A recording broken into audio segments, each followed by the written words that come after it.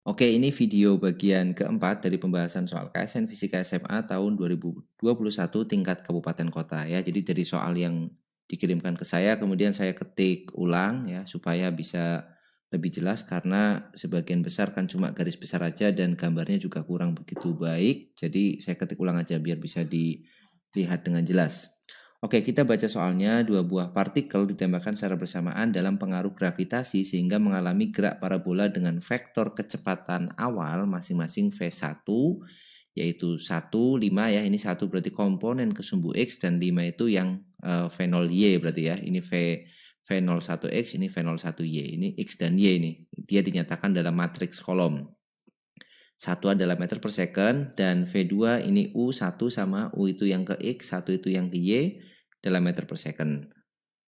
Apabila selama gerak hanya terjadi satu kali keadaan di mana kedua kecepatan partikel saling tegak lurus, maka nilai U adalah titik-titik. Nyatakan dalam bilangan bulat tanpa angka di belakang koma ya. Jadi di deskripsi soal sudah diberikan ini harus dalam bilangan bulat, jadi teman-teman nggak usah kasih koma nanti seandainya ketemunya bilangan bulat, oke ya. Oke, kita mulai kerjakan ya. Jadi di sini kan disebutkan vektor kecepatan awalnya masing-masing V1 dan V2 ya. Jadi ini lebih tepatnya kita sebut aja dia V01 ya. Jadi V01-nya kalau kita nyatakan dalam vektor satuan itu kan bisa kita tulis ini kan 1 ya, ke sumbu X berarti 1 I ditambah dengan 5 ke sumbu Y berarti 5J ya. Ya, sebenarnya terserah aja mau dalam vektor kolom atau dalam vektor satuan itu tidak masalah ya. Cuma untuk memudahkan aja biar kita nanti lebih gampang melihatnya. Kemudian dengan cara yang sama kita akan dapat V02 itu sama dengan ini saya ganti V02 aja. Nilainya adalah UI ya, U vektor satuan I ditambah 1J berarti ini J. Oke ya, ini adalah vektor kecepatan awal masing-masing partikel. Nah, sekarang kita tentukan dulu vektor kecepatannya, kan dia diminta di sini nih, di mana kedua kecepatannya saling tegak lurus. Berarti kita butuh vektor kecepatannya. Vektor kecepatan kalau kita tulis V itu kan bisa kita nyatakan dalam Vx ya, V yang ke arah sumbu xi ditambah dengan V yang ke arah sumbu y j. Nah, karena dia geraknya parabola ya kan, mengalami gerak parabola, maka Vx ini kan konstan. Karena dia GLB, ini konstan nilainya. Sedangkan yang VY itu kan nilainya berubah-ubah dia, dipengaruhi oleh percepatan gravitasi. Ya ini bisa kita ganti nanti VY-nya berarti apa? V0Y min GT ya. V0Y dikurang GT. Nah, Vx-nya itu konstan, VY-nya ini. Nah, dengan menggunakan ini aturan vektor yang di sini, ini bukan aturan ya, ekspresi vektor yang ada di sini, kita bisa tuliskan untuk vektor V1, ya V1 vektor yang secara utuh, berarti nilainya adalah sama dengan VXI-nya adalah I itu sendiri di sini nih. VXI-nya adalah I. Jadi 1 ya kan? VXI-nya itu 1I. Berarti I ditambah kemudian VYJ. Y-nya adalah ini V0Y nih. Berarti VY-nya kan V0Y-nya itu 5 dikurang GT ya. Ini J. Nah, ini kan V0Y. V0Y min GT. V0Y-nya di sini adalah 5.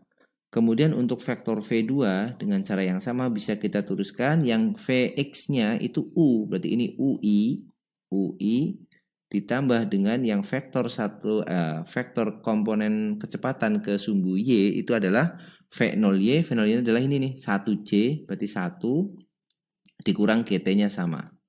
J ya di sini. Oke, kemudian kalau kita lihat di deskripsi soal dia bilang bahwa kedua kecepatan partikel saling tegak lurus ya. Berapa kali? 1 kali. Nah, sekarang berarti kita punya satu informasi lagi bahwa V1 ya, V1 sebentar, ini V1 vektornya itu tegak lurus dengan V2. Ya, masih ingat ya di video-video prediksi dan video simulasi juga pernah ada nih contoh soal yang seperti ini. Kalau dia saling tegak lurus maka akan berlaku ya. Ingat vektor kalau dia tegak lurus berarti V1 dot V2-nya itu pasti sama dengan 0 ya, karena sudutnya 90 derajat. Dot itu kan V1 dot V2 itu berarti kan besar V1 dikali besar V2 dikali cos 90. Cos 90 itu 0, maka V1 dot V2-nya 0. Nah, kita lakukan operasi ini V1.V2. Kita dotkan ini V1.V2. Ingat ya, kalau kita mau dot itu berarti kalikan yang sama aja, karena kalau yang I sama C akan jadi 0.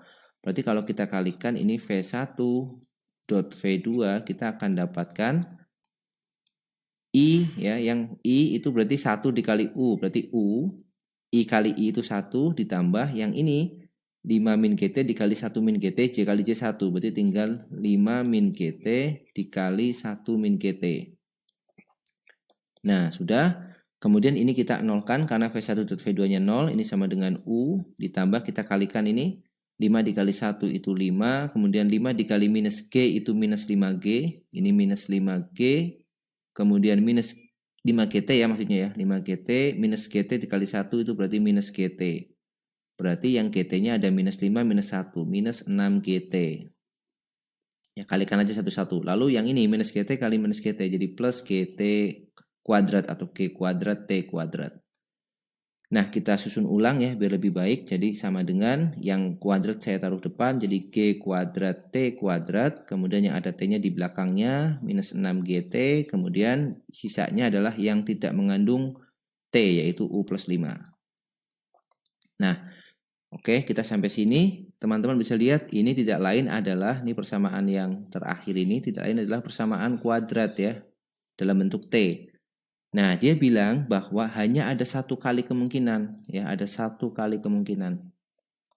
Satu kali kemungkinan dia membentuk itu, membentuk sudut 90 derajat. Artinya, kalau satu kali kemungkinan berarti nilai T-nya cuma satu. Jadi T-nya ada satu kali. Ada satu. Nah, kalau persamaan kuadrat, ini kan persamaan kuadrat dalam bentuk T kan? Persamaan kuadrat, nilai T-nya cuma satu kali, berarti dia hanya ada satu solusi atau solusinya kembar. Solusinya kembar atau akar-akar kembar ya, kalau di sekolah biasanya solusinya diberi nama akar gitu. Nah, kalau solusi kembar atau akar-akar kembar, kita punya syarat bahwa diskriminannya itu harus sama dengan 0. Nah, kita pakai ini nih. Diskriminannya sama dengan 0. Apa itu diskriminan? Kalau dalam persamaan kuadrat kita akan punya nilai diskriminan itu adalah B kuadrat min 4AC ya. Ini kalau dalam rumus ABC itu yang ada di dalam akarnya itu. Nah, kita masukkan ini. Karena berdasarkan deskripsi tadi ya, ada satu nilai T. Berarti kalau satu nilai T kita mengacu ke persamaan kuadrat, maka dia punya solusi kembar. Syaratnya adalah D sama dengan 0, kita buat ini D-nya 0. 0 sama dengan B kuadrat. B-nya itu adalah ini kan, minus 6G kan. Jadi ini minus 6G dikuadratkan. Kemudian minus 4 dikali A-nya adalah G kuadrat. Ya, koefisien dari T kuadrat itu G kuadrat. Dikali C-nya itu U plus 5. Nah, sudah dapat, kita tinggal selesaikan ini persamaan ya. Jadi ini 0 sama dengan 36. G kuadrat dikurang 4G kuadrat dikali U plus 5. Atau kita pindah ruas jadi 4G kuadrat dalam kurung U plus 5 sama dengan 36G kuadrat. Kita bisa coret ini. 36G kuadratnya ini berarti tinggal 9. Berarti U-nya sama dengan 9 dikurang 5. Berarti U-nya sama dengan 4 kan, meter per second. Oh, 4 aja ya. Karena kita di sini nggak usah pakai satuan, maka nilai U-nya adalah 4. Tidak usah pakai desimal karena di soal disebutkan tanpa angka di belakang koma, nyatakan dalam bilangan bulat. Nah, itu dia ya. Jadi ini topiknya tentang gerak parabola ya. Sebenarnya di soal simulasi juga ada kok yang mirip soal seperti ini ya. Cuma bentuknya aja beda, tapi idenya kan sama. Oke ya, gitu untuk video kali ini. Oke, kita lanjutkan lagi di video-video selanjutnya pembahasan soal KSN SMA ini. Oke, semoga bermanfaat videonya. Sampai jumpa dan tetap semangat.